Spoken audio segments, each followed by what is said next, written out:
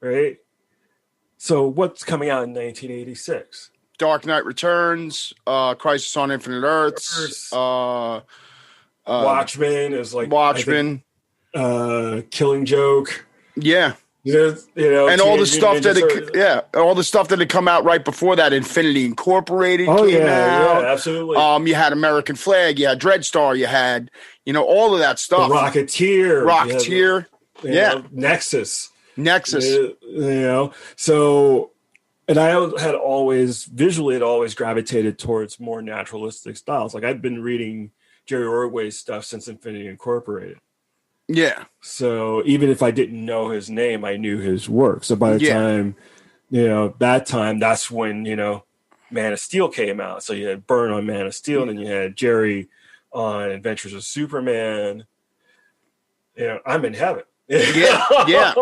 There was some unbelievable art that was coming out. That era and the early 80s was real. It's the end of the Bronze Age. Mm-hmm. But there was such an incredible explosion of great content from, Walt Simonson's Thor, Paul Smith on Frank Miller on Daredevil, Frank Miller Daredevil. I mean, there's just so much. And that's just the mainstream stuff. And then John Grell. Mike Grell, John Sable Freelance. Exactly. And the Black Flame and Jesus Christ, Timothy Truman doing Scout. Oh God, or if you want to get a little kinkier, you got fucking Faust. Holy Tim Vigil. I remember the first. I didn't see Faust until college, and I was like, "Whoa!" He's holding a disemboweled man over his head, bathing in his blood. Yeah, and he's aroused. Yeah. Like, whoa! I mean, but you're talking about that period of time. So this is like, 80s going into the 90s, and you just have this explosion of stuff that's coming out. And this is pre-Image. And even the cash grab stuff in that era, even Death of Superman, which was a total cash grab, is a really great book in retrospect, man. But really well constructed story. Yeah. Leading up to the finale, and even like World Without Superman and the Return of Superman and all of that stuff. Just it's the Metropolis Kid and the Man of Tomorrow, and it's a different. I mean, by that so we're going into I'm working in a comic shop. I'm working at Jim Haley's when the Death of Superman happened. So I was running and getting coffee and cigarettes for Andre at Creation in Mineola. I was his gopher. Hey, Pat, I'll buy you a pack of smokes. You go get me coffee and cigarettes. Okay, no problem.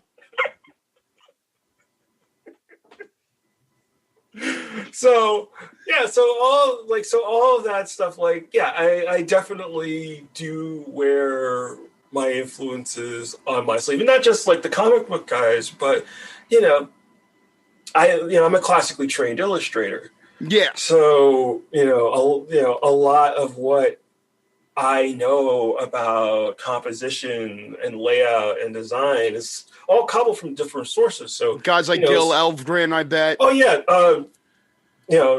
It starts and ends with Rockwell, and then you get into Sargent, and then Elgren, and then Louise Gordon, and just everybody. Just I had plus at the same time, like when I was in high school, one of the first figure drawing teachers I had was a guy named David Pachter, who taught fashion illustration, but his side gig was doing reproductions of Renaissance paintings. Oh, wow. So that, he, this was like the one teacher at Art and Design who was always dressed in a suit, Rolex, slicked back, black hair. But, he would show us all these reproductions that he's like selling for like $100,000 to these millionaires. Just one of the most talented guys that you would ever see. And then the guy who taught the comic book class Well, it's a guy named Charles Ferguson. And if you talk to anybody who went to A&D, like everybody talks about Ferg. Ferg was the first guy at the school who took me aside and decided he was going, because was 14 and full of piss and vinegar and thought I was ready. Yeah. And he broke me down. Like he if I had been in a wrestling ring, it would have been like, Gene LaBelle putting me in a fucking like in the LaBelle lock. Or Ole Anderson breaking my ankle to see if I could come back. And,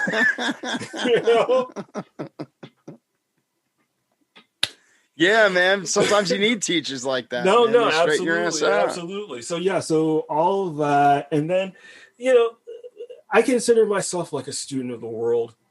So there's just so many things that I'm influenced. I'm influenced by film. I'm influenced by theater. I'm influenced by, old opera costumes and industrial design. Well, like the difference between Dragonfly Man's costume and Dragonfly's costume is like Dragonfly Man's got that very Kurt Swan, Murphy Anderson era kind of style. And I remember, I don't know if it was on one of your Facebook posts or I was reading something that the Dragonfly's costume is kind of like you trying to do your own version of the Gotchaman suit. No, absolutely. What had happened was I was when Tom and I first started putting the book together and really kind of like focusing on who they were, who Dragonfly and Dragonfly Man were. They didn't even have names really. We were trying to, because originally they were going to be a dog themed hero. And I talked Tom out of that because my buddy Vito Del Sante has a book called Stray, which is about a dog-themed vigilante, and I didn't want to step on Vito's toes. That's an action verse book, right? It's an action verse book. So I didn't want to step on Vito's toes at all. I didn't want to do that to him. So we were, bouncing ideas back and forth. And I was in Japan, actually, on vacation. I was visiting friends of mine in Tokyo, and we were there for 3 weeks. So I got exposed to a lot of manga and anime while I was there. It's I don't know if you've ever been to Japan. No, I haven't. It's everywhere. Like, manga is such a big part of Japanese publishing and such a big part, like manga anime is such a big part. Yeah, because they don't Japanese treat pop culture. They don't treat manga like it's not just for kids, No, but that's everywhere except for the United States. Every country that does comics or animation treats it like an art form. So, but while I was there, it was definitely like I'm looking at all like because Gotchaman or Moldiver, like those characters of Power Rangers, that's them doing superheroes. That's them filtering superheroes back out into the world. So I wanted to have that influence in there as well. And then, with Dragonfly Man, it's very much of that like sort of like 40s through 60s aesthetic. It is leaning more towards characters like Bang Zhao. Yeah, leaning more towards like Spy Smasher, for example. Than, Batman per se. But again, it was, part of it was I wanted to make sure that I really, really differentiated. They had to be similar, but they had to be different enough from each other that it made sense. So, within the design of Dragonfly Man, you'll see bulges and seams and folds in the clothing, and you get that to get across that idea that it's really a more old-fashioned kind of look. Where Dragonfly, the way that I draw him, it's sculpted muscle. Yeah, it's that ceramic armor. Yes, exactly. If it were live action, it would basically be the '89 Batman suit. Yeah. Okay. Very, very much so. Even down to like the giant cod piece. Yeah. So, but again, it's to really like give that visual difference. That's why Dragonfly has the helmet and Dragonfly Man has goggles and a cowl. With the little antenna thing he's going on. Exactly. It's every I think one of the things that really helped it along was when in the design phase, when Tom and I were talking, was that we didn't want to do utility belts because that immediately screams Batman. Yeah. Yeah. So Tom coming up with the idea of the gear gauntlets, which for for the people who are listening, is basically, utility pouches, 3 pouches on their forearms. Yeah. And it has everything that you could possibly have, and they're impossible. One of the things about Dragonfly Man is that Dragonfly Man is from an Earth where things shouldn't work the way that they do. They do. He comes up with